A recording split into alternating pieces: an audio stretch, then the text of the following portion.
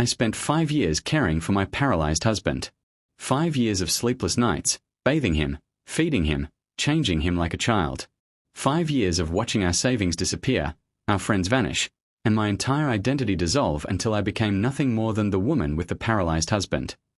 But then, during a routine hospital visit, the doctor pulled me aside. His face was pale, his hands were shaking, and he said 4 words that shattered my entire reality. "You need to call the police." What he told me next revealed a betrayal so calculated, so cruel, that I still wake up some nights unable to breathe. Because the man I'd sacrificed everything for had been lying to me from the very beginning. ***, before I tell you what happened, drop a comment and let me know where you're watching from.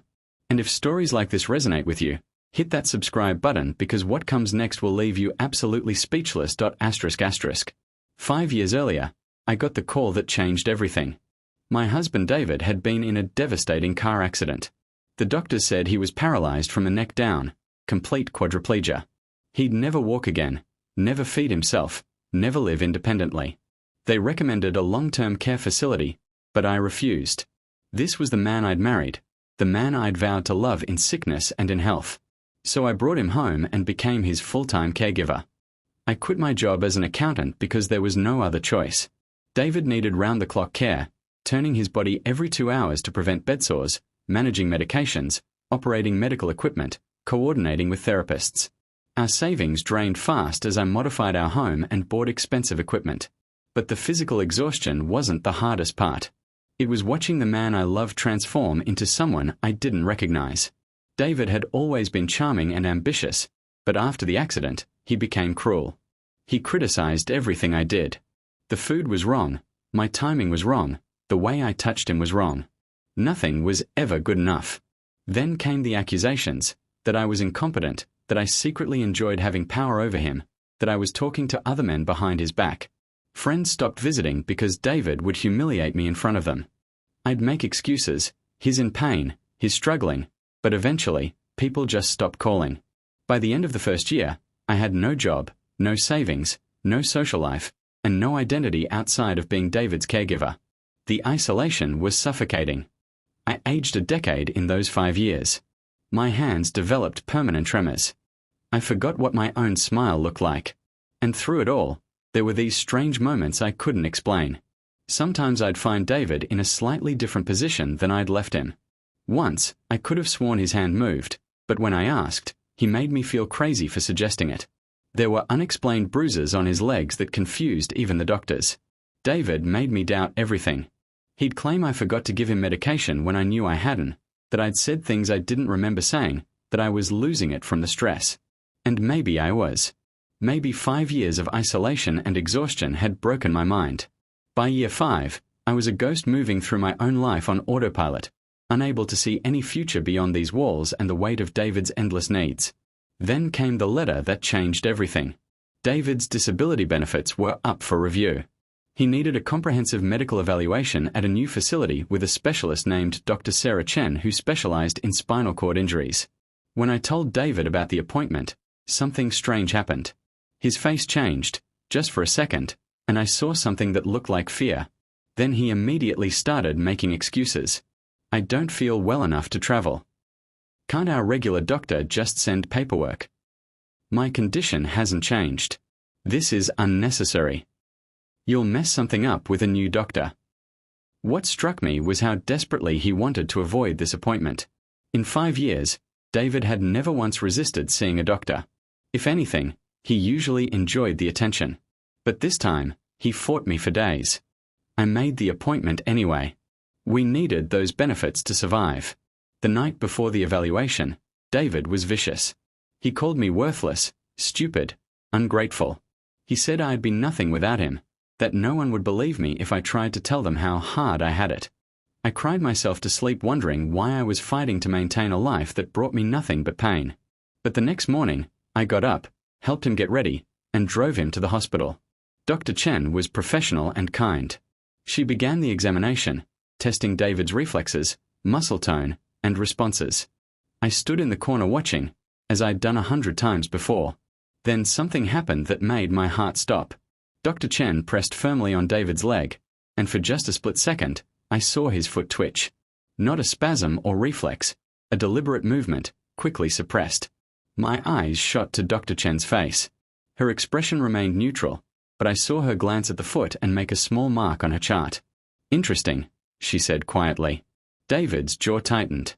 Dr. Chen continued the examination, and now I was watching everything with new eyes. There were tiny inconsistencies everywhere, a muscle tensing when it shouldn't, responses appearing for fractions of seconds before disappearing. After the exam, Dr. Chen said she wanted to run additional tests. David's voice was tight when he asked if it was necessary. She smoothly explained it was standard procedure, and he couldn't argue.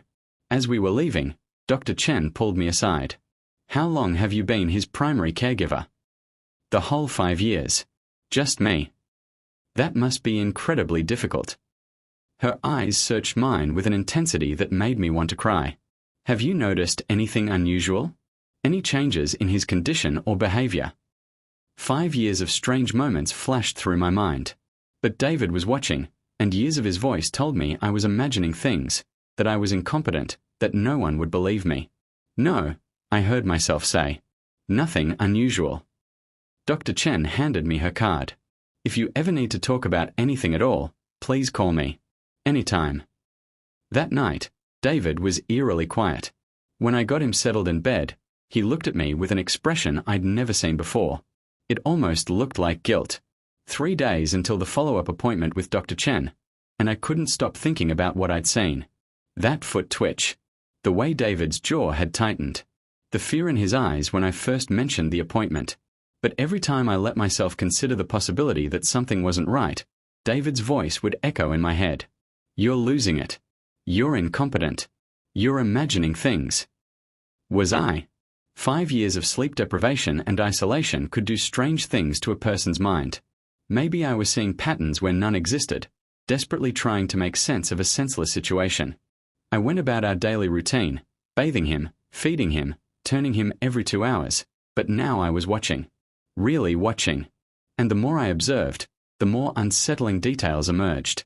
On Tuesday morning, I left David in the living room while I went to prepare his medications in the kitchen. When I returned 3 minutes later, the TV remote was on the opposite side of his wheelchair tray. I distinctly remembered placing it on his right side, and now it was on his left. Did the remote move? I asked casually, my heart pounding. David didn't even glance at it. How would it move? You probably put it there and forgot. You're always forgetting things. I stood there holding his pill organizer, staring at that remote, feeling my grip on reality slip. Had I put it on the left? Was my memory really that unreliable? That night, I couldn't sleep. I lay on the couch scrolling through old photos on my phone, pictures of the woman I used to be, smiling at office parties, hiking with friends, living a life that felt like it belonged to someone else entirely. I found myself on a caregiver support forum at 2 a.m., reading stories from other people caring for paralyzed spouses. Their experiences were filled with gratitude from their partners, small moments of connection, teamwork in facing an impossible situation together. That wasn't my life. My life was full of criticism, accusations, and isolation. I pulled out Dr. Chen's card and stared at it for 20 minutes, my thumb hovering over the phone's dial button. But what would I even say? That I thought my paralyzed husband moved a remote? That 5 years ago I maybe saw something that might have been his hand moving? It sounded insane even in my own head. I put the phone down. The next morning, I noticed something else. David had a small cut on his forearm that hadn't been there the night before. When I asked him about it, he immediately blamed me. You were too rough during the transfer last night. You're getting careless. But I remembered that transfer clearly. I'd been extra careful because my back was hurting. I hadn't bumped him against anything. I don't think I... Are you calling me a liar? His voice turned cold. I can't move, remember? I can't defend myself when you get rough with me. I'm completely at your mercy, and you can't even accept responsibility when you hurt me. The guilt crashed over me like a wave. Maybe I had been careless. Maybe the exhaustion was making me sloppy, dangerous even. Maybe I was becoming the incompetent caregiver he'd always said I was. I apologized and dressed the cut with trembling hands. But that afternoon, while David was napping, I did something I'd never done before. I stood in the doorway and just watched him. I really watched him. His chest rose and fell with his breathing. His face was peaceful in sleep. And then his left hand twitched. Not the involuntary muscle spasm I'd seen countless times before. This was different. His fingers curled slightly, then relaxed, like someone stretching after waking up. My blood ran cold. I must have made a sound because David's eyes snapped open. For just a fraction of a second, before he remembered himself, I saw alertness in his gaze. Awareness. Then it shifted to the blank, helpless expression I knew so well. "What are you staring at?" he asked. "Do you enjoy watching me like this?" I couldn't speak. I backed out of the room, my mind screaming. That night, I finally called the number on Dr. Chen's card. My hands were shaking so badly I could barely hold the phone. Dr. Chen speaking. It's Maria Anderson, David's wife. You said I could call." "Maria, yes. Are you all right? You sound upset." The words tumbled out. The remote. The cut. The hand twitch I'd just seen. 5 years of strange incidents I'd dismissed. And my biggest fear, that I was losing my mind, that the isolation had broken something fundamental in my ability to perceive reality. Dr. Chen listened without interrupting. When I finally fell silent, she was quiet for a long moment. "Maria, I need you to listen to me very carefully. What you're describing, these aren't the imaginings of an exhausted mind. During the examination, I saw several neurological responses that shouldn't exist in someone with complete paralysis. I've ordered those additional tests because I need to confirm what I suspect." "What do you suspect?" My voice was barely a whisper. "I'd rather not say until I have conclusive evidence. But Maria, I need to ask you something important. Do you feel safe at home?" The question caught me off guard. Safe? I'd never thought about it in those terms. David couldn't physically hurt me. He was paralyzed. Wasn't he? I don't know, I admitted. The follow-up appointment is tomorrow at 10 a.m. Can you make sure you're both there? Yes. Good. And Maria, trust your instincts. You're not crazy. You're not imagining things. Whatever you do, don't let him talk you out of coming tomorrow. After we hung up, I sat in the dark living room, Dr. Chen's words echoing in my mind. Trust your instincts. But my instincts had been beaten down for 5 years, buried under layers of guilt and self-doubt. If David had been deceiving me, if he'd been capable of movement this whole time, what did that mean? It meant every sacrifice I'd made was based on a lie. It meant the man I'd loved had weaponized my devotion. It meant 5 years of my life had been stolen. But it also meant something else, something that terrified me even more. It meant I'd been living with someone who was capable of cruelty I couldn't even comprehend. Tomorrow, I'd have answers.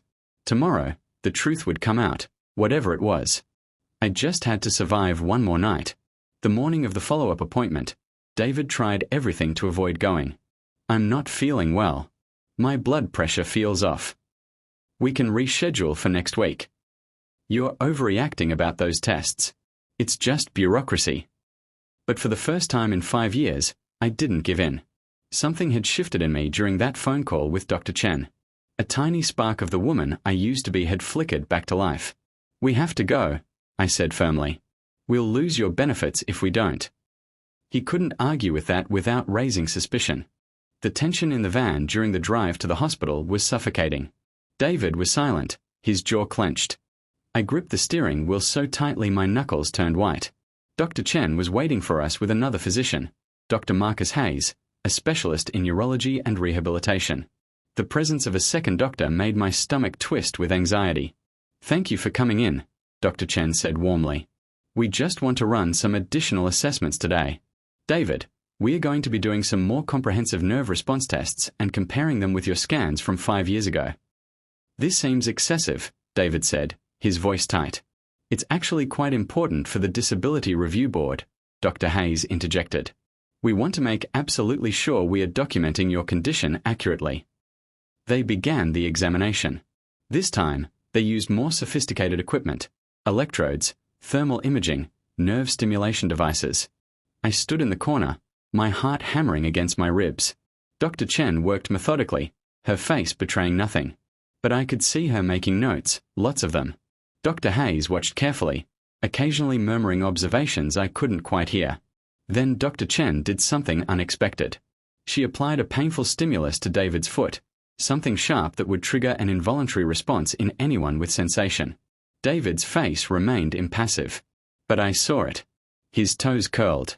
Just slightly, just for a second, but they moved in a way that was voluntary, controlled. Dr. Chen saw it too. She exchanged a glance with Dr. Hayes. "David," Dr. Chen said carefully, "I need to ask you directly. Have you experienced any return of sensation or movement in the past 5 years? Any at all, even if it was minor?" "No," David said flatly. "Nothing. I've told you that." "I see." Dr. Chen made another note. "Would you excuse us for a moment? I need to review these findings with Dr. Hayes and with Mrs. Anderson." David's eyes darted to me, and for the first time, I saw genuine panic in them. Dr. Chen gestured for me to follow her into an adjacent office. Dr. Hayes came too, closing the door behind us. "Mrs. Anderson," Dr. Chen began, her voice gentle but serious, "I need to show you something." She pulled up scans on her computer, David's original spinal cord injury images from 5 years ago next to new ones taken last week. Then she showed me the results from today's tests. These are thermal images showing blood flow and nerve activity. This is an electrodiagram showing muscle response. And these are the reflex tests we just conducted. She pointed to specific areas on each image, explaining in terms I could barely process through the ringing in my ears. What I'm seeing here is not consistent with 5 years of complete paralysis. There's evidence of significant nerve regeneration, voluntary muscle control, and conscious suppression of reflexes. The deterioration that should have occurred, muscle atrophy, certain neurological markers, they're not present to the degree they should be. Dr. Hayes leaned forward. "Mrs. Anderson, in my professional opinion, your husband has regained substantial motor function, possibly years ago, and has been deliberately concealing it." The room tilted. I gripped the edge of the desk to steady myself. But why? Why would he do that? Dr. Chen's expression was full of compassion. There could be several reasons. Financial, he's been collecting disability payments and insurance benefits. Psychological, he may enjoy the control and attention. But Maria, I need you to understand something. What he's done to you, trapping you in this caregiving role through deception, this is a form of abuse. Abuse, I repeated numbly. The word felt foreign in my mouth. Yes. And it's also fraud. Insurance fraud, disability fraud, potentially financial exploitation. Dr. Chen paused. "Maria, I need to ask you something difficult. During your marriage, before and after the accident, has your husband ever been controlling? Emotionally manipulative?" The memories flooded back. The way David had always needed to know where I was, who I talked to. How he'd slowly isolated me from my friends even before the accident, making me feel guilty for having a life outside of him. The way he'd criticized my appearance, my intelligence, my worth. I'd thought marriage was supposed to be like that. I'd thought his jealousy meant he loved me. "Yes," I whispered. "Always." Dr. Chen nodded sadly, as if she'd expected that answer. "What I'm about to say is very serious. Based on these medical findings, I'm obligated to report this. There will be an investigation, insurance fraud investigators, possibly law enforcement." Law enforcement?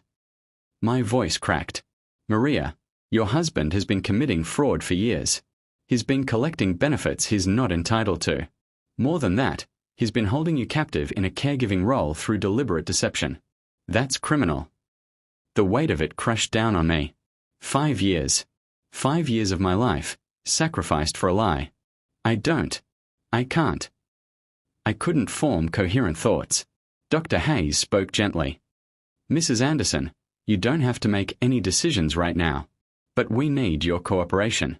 We need you to agree to let us proceed with the investigation. Can you do that?" I thought about that remote moving across the tray. The unexplained cut on his arm. The hand twitch I'd seen.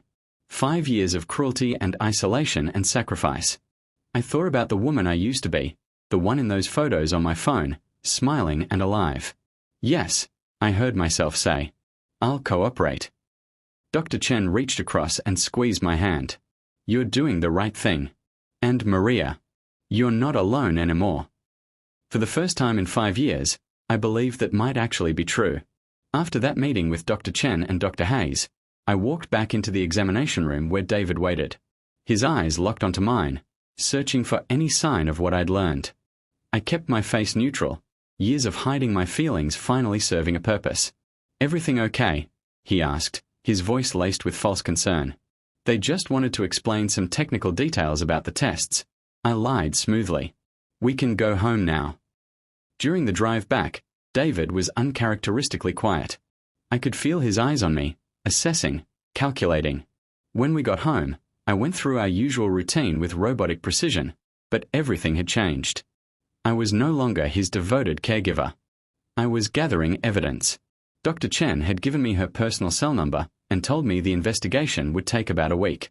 Insurance fraud investigators needed time to build their case, to subpoena records, to coordinate with law enforcement. "In the meantime," she'd said, "act normal. Don't confront him. Don't let him know you suspect anything. And Maria, document everything." So that's what I did. I started keeping a journal, writing down every inconsistency, every suspicious moment. I set up my phone to record video during the times I left the room, hiding it on a shelf with the camera facing his wheelchair. On the third day, I caught something. I'd told David I was going to the store and would be gone for an hour. Instead, I parked down the street and watched the recording live from my phone.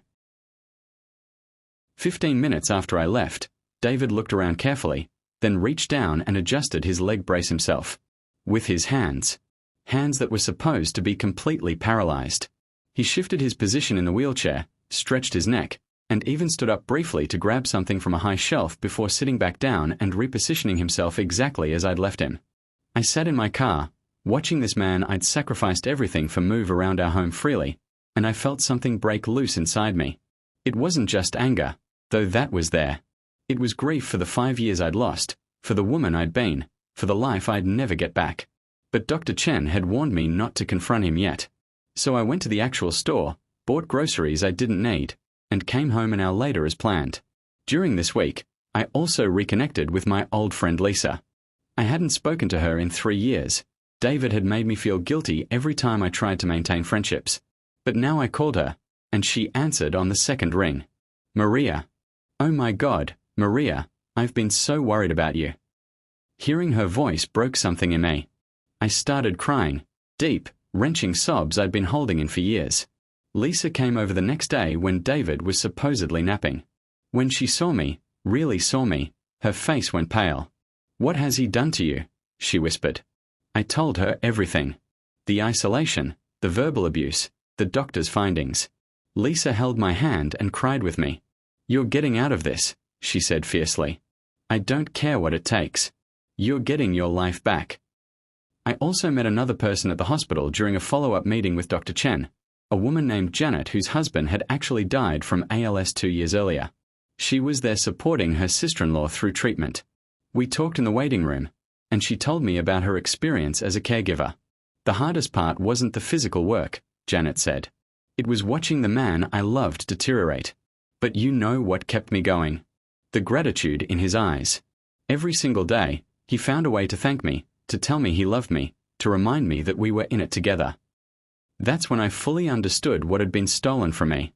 Not just my time or my career or my youth, but the possibility of real partnership, real love, real gratitude in the face of suffering.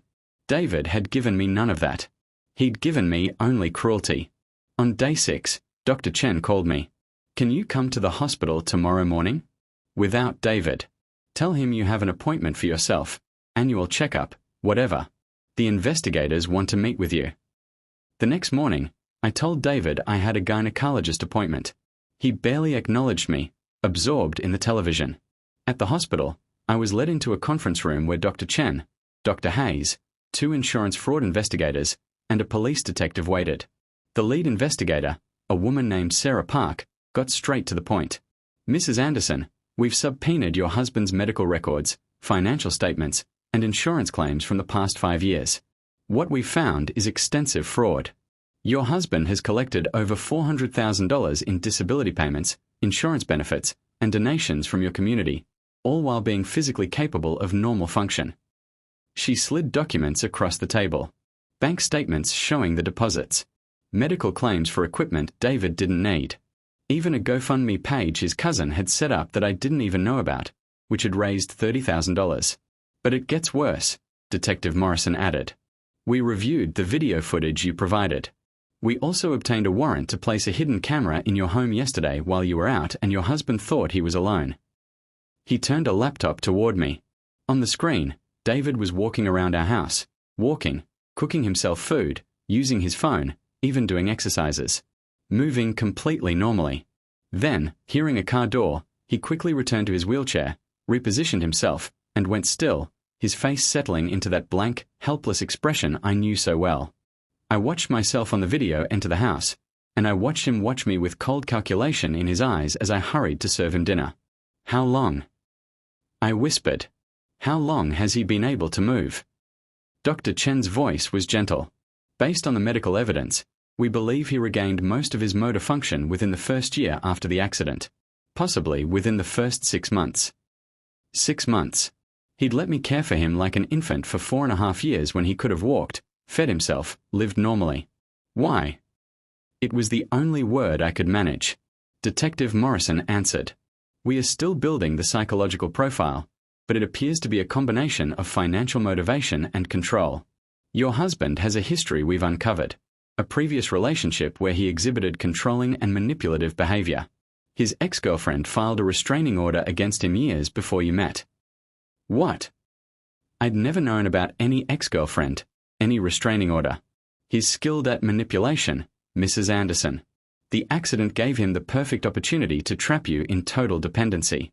You became his servant, his punching bag, isolated from everyone who might have helped you see the truth. Sarah Park leaned forward. Maria, based on the evidence we've gathered, we are prepared to arrest your husband tomorrow on multiple charges: insurance fraud, disability fraud, financial exploitation, and false imprisonment through fraud. False imprisonment.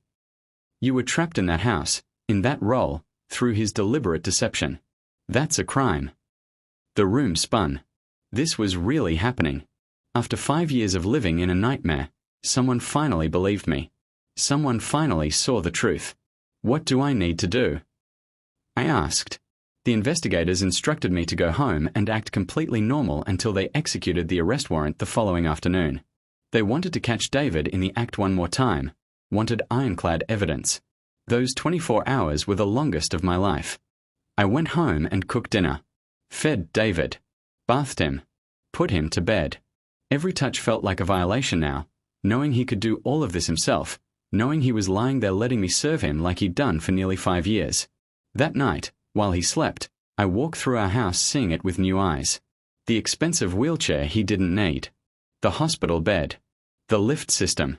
All of it purchased with money we didn't have, driving us into debt, while he sat on $400,000 in fraudulent benefits. I found his laptop hidden in the closet. Of course he had a laptop I didn't know about, and the password was easy to guess, the date of his accident. Inside, I found emails to his cousin coordinating the GoFundMe story, making sure to emphasize how devastating his condition was, how he was trapped in his own body. I found forums where he'd been posting, not support groups for paralysis patients, but forums about manipulation tactics, about how to maintain control in relationships. Posts going back years, some from before the accident. One post made my blood run cold. The key is making them doubt themselves. Make them think they're the problem. Make them think no one else would believe them. Make them need you more than you need them. He'd been planning this. Maybe not the accident itself, but the manipulation, the control, that had always been his goal. The accident had just given him the perfect weapon. I took screenshots of everything and sent them to Detective Morrison. The next morning, David sensed something was wrong. Maybe I wasn't performing my role convincingly enough anymore. Maybe after 5 years, he could read the subtle shifts in my demeanor. You're acting strange, he said during breakfast. What's going on? Nothing. I'm just tired. You're always tired. That's your excuse for everything. His voice turned sharp. You know, I've been thinking. Maybe we should look into getting a professional caregiver a few days a week.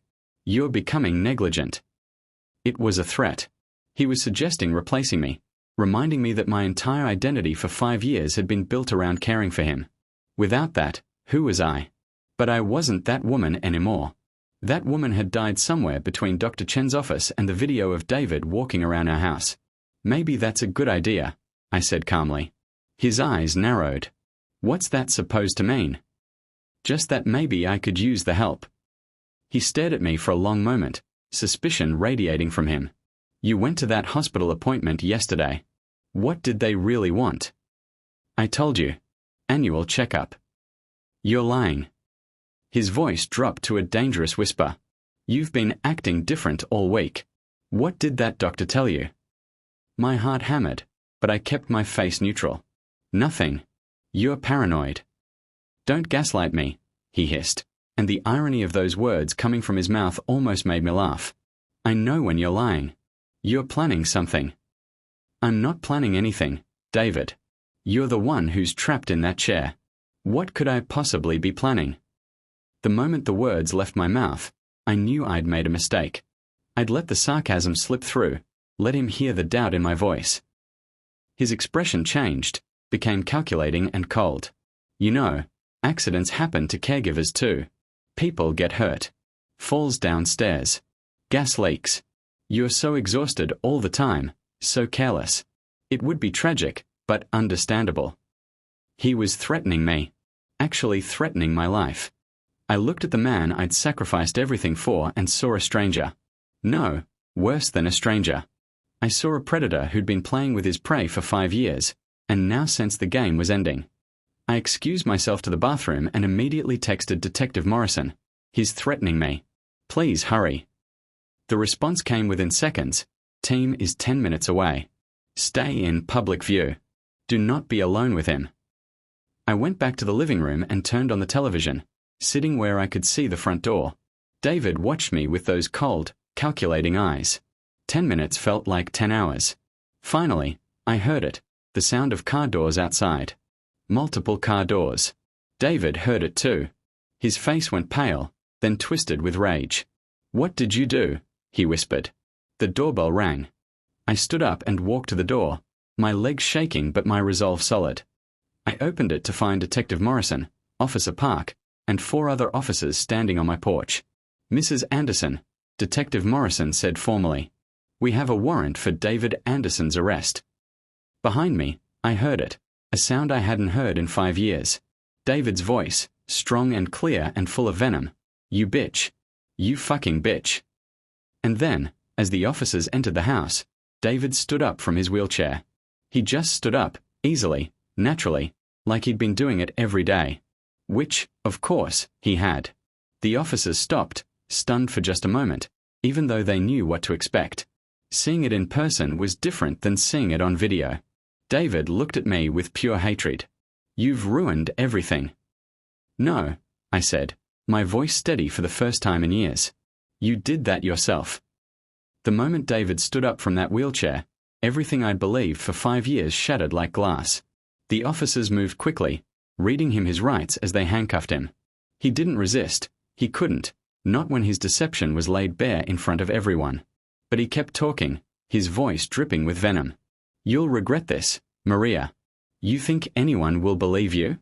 I'll tell them you knew. I'll tell them you were in on it, that you helped me fake everything for the money.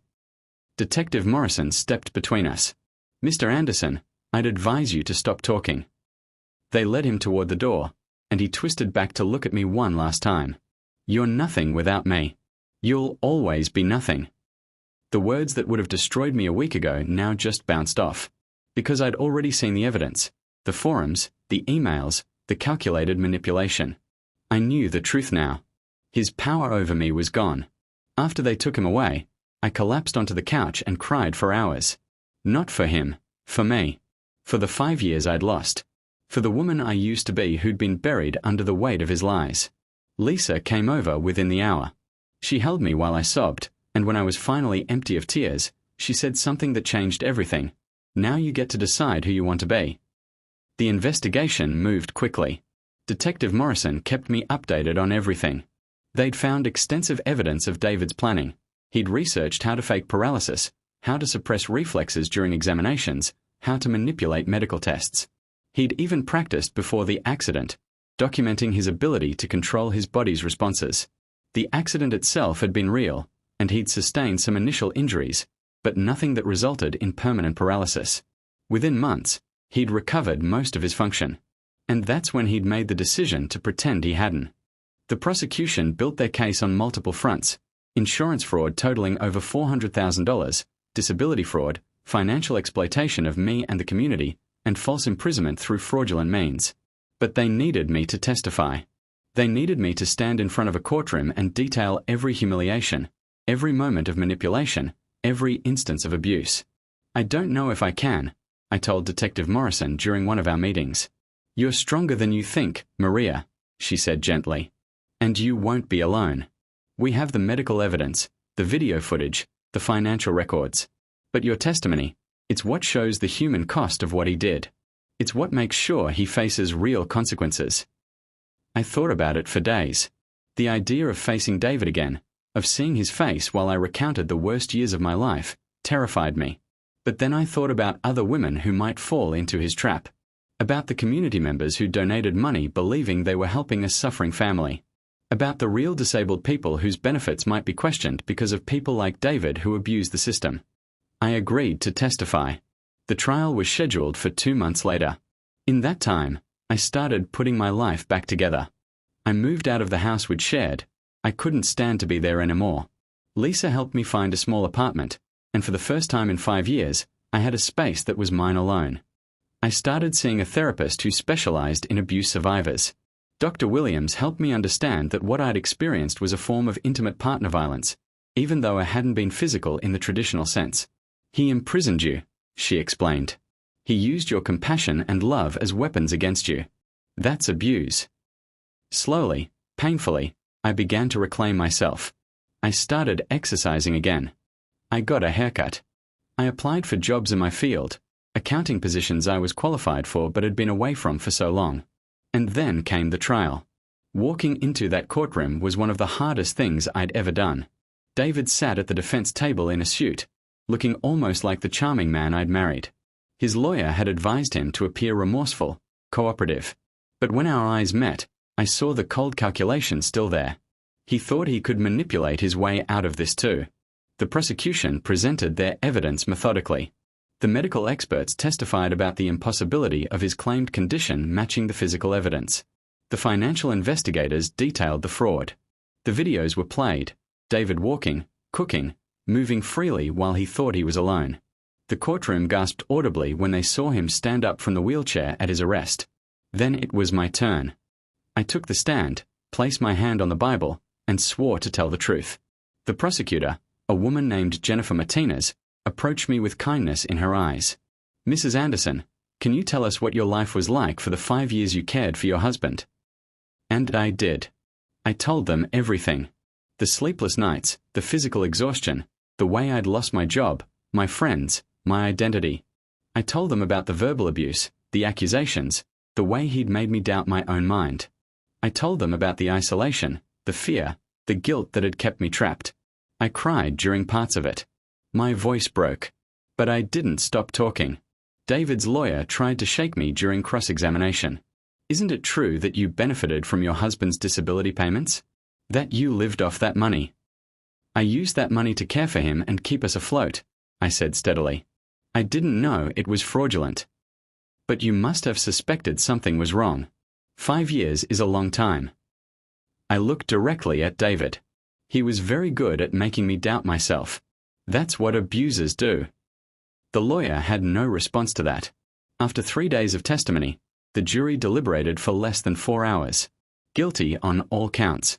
When the verdict was read, I felt something release in my chest, a weight I'd been carrying for so long that I'd forgotten what it felt like to breathe without it. David's face twisted with rage as they led him away. He shouted something at me, but I didn't hear it. I was already walking out of the courtroom toward my future. The sentencing hearing was 3 weeks later. David received 7 years in prison for the fraud charges and additional time for the false imprisonment and abuse. He'd also have to pay back every cent of the fraudulent benefits, plus penalties. His family tried to minimize what he'd done, calling it a mental health crisis and begging for leniency. But the judge saw through it. "Mr. Anderson," she said, her voice stern, You perpetrated a calculated, long-term fraud that destroyed your wife's life and betrayed your community's trust. You showed no remorse, only anger at being caught. This sentence reflects the severity and duration of your crimes. After it was over, I stood outside the courthouse with Lisa, Dr. Chen, and Detective Morrison, the women who'd helped save me. What will you do now? Dr. Chen asked. Live, I said simply. Really live. And that's what I've been doing. 6 months after David's sentencing, I got a job at an accounting firm. My new boss was understanding about the gap in my resume once I explained what had happened. You're a survivor, she said. That takes strength we can use here. I reconnected with old friends and made new ones. I joined a support group for abuse survivors and found a community of people who understood what I'd been through. Some of their stories made mine look mild. Others were just beginning their journey to freedom. I tried to help where I could, to be the voice of hope I'd needed 5 years ago. I started dating again, though slowly and carefully. Dr. Williams helped me recognize red flags I'd missed before, the controlling behavior, the isolation tactics, the subtle ways David had undermined my confidence from the very beginning of our relationship, long before the accident. The biggest change, though, was internal. I stopped apologizing for existing. I stopped second-guessing every decision. I stopped making myself small to accommodate others.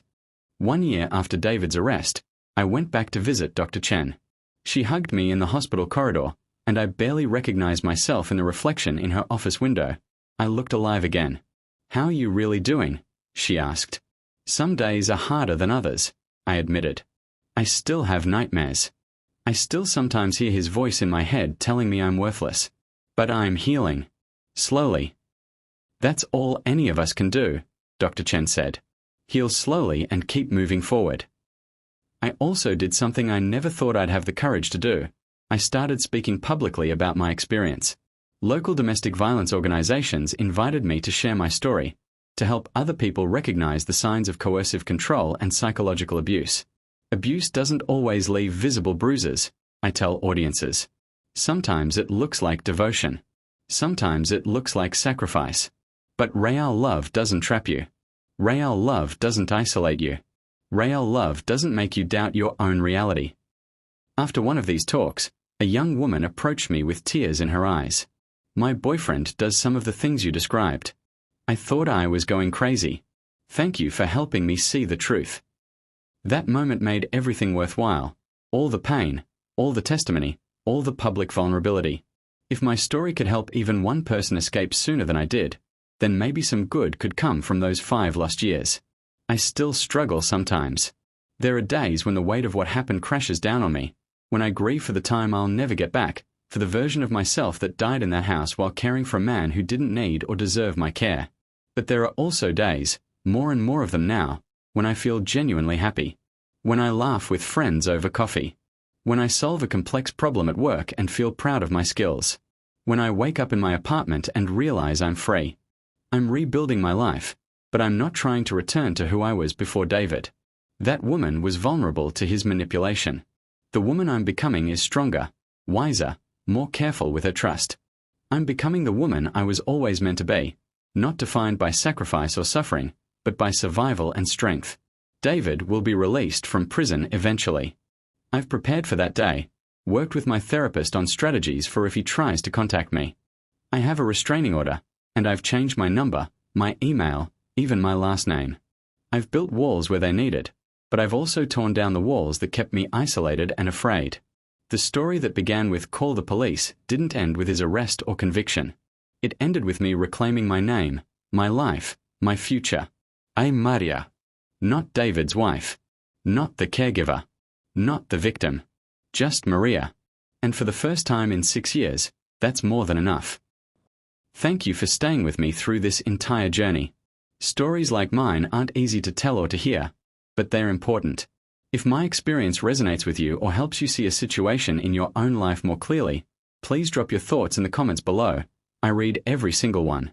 And if you want to continue hearing powerful, true stories of survival, betrayal, and triumph, make sure you're subscribed to Boundless Love Tales and turn on your notifications so you never miss a story. Remember, you're stronger than you know, and you deserve love that lifts you up, not tears you down. Until next time, stay strong.